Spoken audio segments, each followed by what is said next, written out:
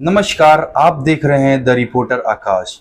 और बिहार में जैसा कि आपको पता है कि बिहार में 40 सीट पे चुनाव हो चुका है।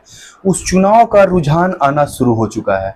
उस रुझान में कई ऐसी सीट है जहां दलीय प्रत्याशियों का निर्दलियों ने खेल खराब कर दिया है या निर्दलियों के आने से दलीय प्रत्याशी पे कोई असर नहीं पड़ा है। तो हम जितने भी निर्दलीय प्रत्याशी, जिस सीट पे निर्दलीय प्रत्याशी जो अच्छे खासे जनाधार वाले हैं, उनके बारे में हम आपको बताएंगे। तो हम चलते हैं सबसे पहले बिहार की सबसे हॉट सीट काराकाट में।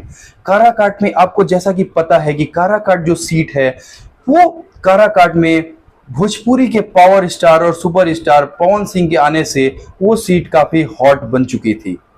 लेकिन क्या पवन सिंह उस सीट पे अब चुनाव जीत पाएंगे? क्या निर्दलीय बन के वो संसद भवन में पहुंच पाएंगे? इसका मैं आपको एनालिसिस बताता हूं।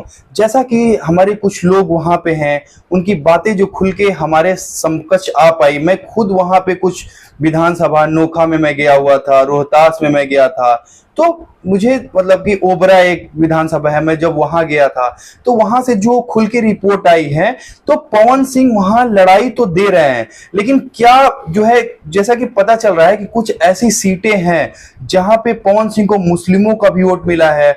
सवर्ण बिरादरी जिसको माना जाता है कि जो एनडीए का कोर वोटर है, वो भी पवन सिंह के तरफ रुझान दिखाया है। और वहां पे आपको पता है कि रालोसपा के जो है उपेंद्र कुशवाहा चुनाव मैदान में थे और राजा राम कुशवाहा जो थे वो इंडिया गठबंधन के माले के प्रत्याशी थे।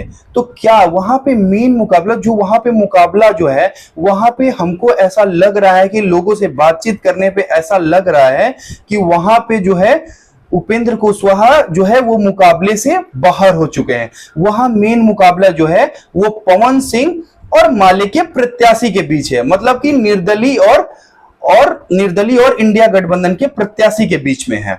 और मतलब हम ये एक चीज बता रहे हैं कि बिहार की एक ऐसी सीट काराकाट है जहां पे निर्दलीय ने काफी अच्छी फाइट दी हुई है। अब हम चलते हैं बिहार के काराकाट के बाद बिहार की एक और हॉट सीट बनी बक्सर।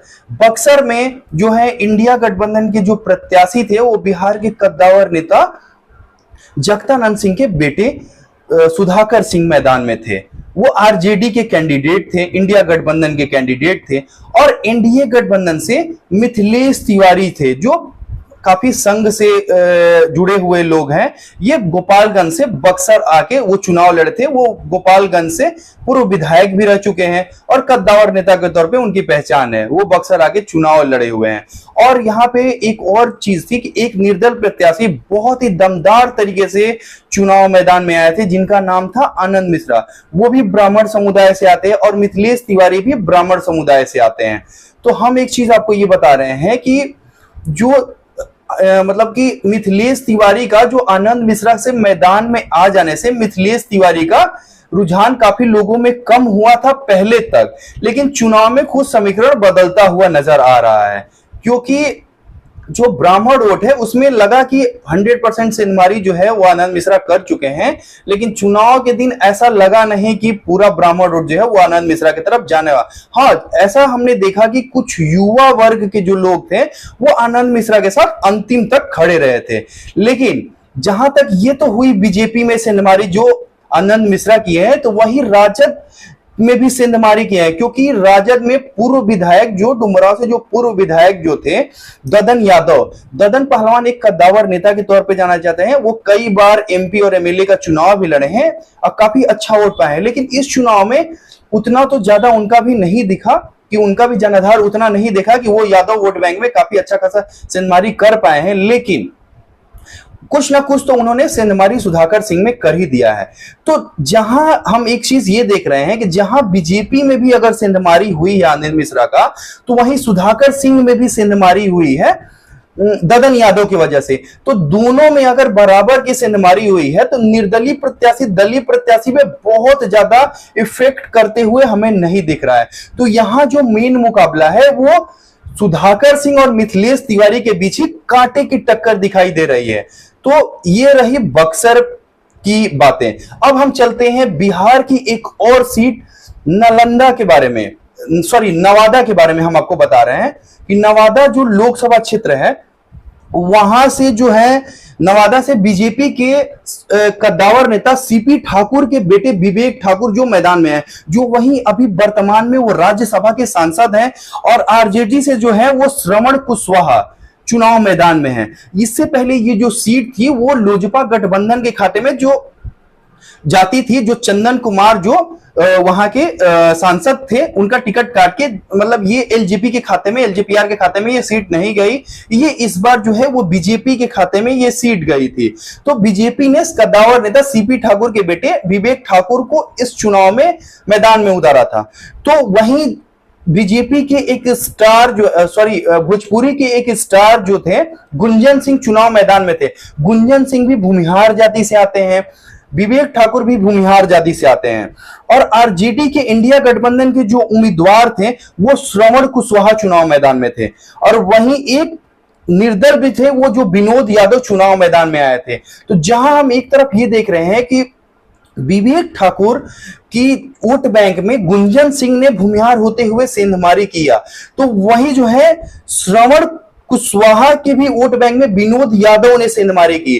तो दोनों की अगर सेंधमारी अगर थोड़ी थोड़ी हुई है तो वो बराबर की सेंधमारी। तो यहां जो है निर्दलीय प्रत्याशी का कोई बहुत ज्यादा जनाधार दिख नहीं रहा है।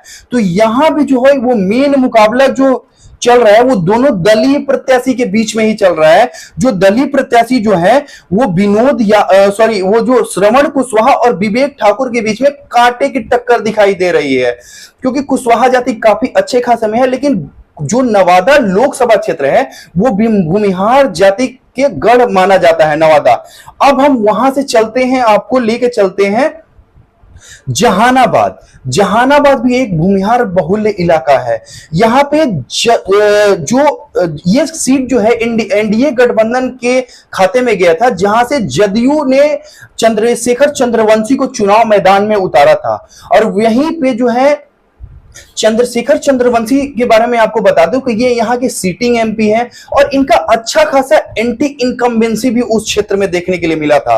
और आरजेडी के जो उम्मीदवार वहां पे थे वो जो सुरेंद्र यादव थे, और आपको मैं बता दूं कि एलजेपीआर के इससे पहले स्टेट सेक्रेटरी रहे जो भूमिहार के एक कद्दावर नेता माने जाते हैं, पूर्व सांसद अरुण कुमार भी बहुजन समाज पार्टी से चुनाव मैदान में आए थे, जो इससे पहले एलजेपीआर पे थे। लेकिन उन्होंने काफी तमाम मतलब कि चिराग पासवान पे ब्लेम लगाया कि हमने पार्टी को खड़ा किया जब चिराग के साथ कोई नहीं था, लेकिन चिराग ने सारी सीटें को बेच दिया। ये मैं आपको जो है अरुण कुमार, लेकिन अरुण कुमार काफी कद्दावर नेता माने जाते हैं। तो हम आपको बता दें, और एक और मैं बता दूं कि भूमिहार ब्राह्मण एकता मंच के आशुतोष कुमार भी वहां चुनाव मैदान में जहानाबाद में थे।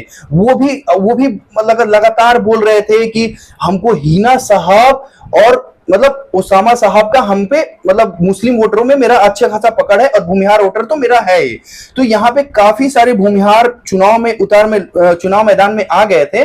तो यहाँ पे एक दूसरे का वोट, लेकिन यहाँ त्रिकोणीय मुकाबला देखने के लिए मिल रहा है। यहाँ जो है जहानाबाद में चंद्रशेखर चंद्रवंशी और राजद के जो है सुरेंद्र यादव और एलजेपीआर के बहुजन समाज पार्टी के अरुण कुमार के बीच में त्रिकोणीय मुकाबला देखने के लिए मिल रहा है। लेकिन यहाँ पे अरुण कुमार थोड़ा सा पिछड़ते हुए दिखाई दे रहे हैं। अब हम आपको लेके चलते हैं बिहार की एक और हॉट सीट पूर्णिया के बारे में। पूर्णिया में आप जानते हैं कि पप्पू यादव चुनाव मैदान में थे, क्योंकि वो जो है चुनाव से पहले अपनी पार्टी का विलय जो है वो कांग्रेस में कर दिया था, और कांग्रेस की काफी वर्किंग कमेटी में दिल्ली में काफी बैठकें हुई थी कि पूर्णिया सीट मुझे दे दी जाए। लेकिन आरजेडी भी मची हुई थी कि नहीं, मैं पूर्णिया सीट नहीं दूंगी। क्योंकि आपको पूर्णिया सीट आरजेडी क्यों चाहती थी, क्योंकि आरजेडी इसलिए पूर्णिया सीट चाहती थी क्योंकि बीमा भारती एक जदयू की विधायक थी।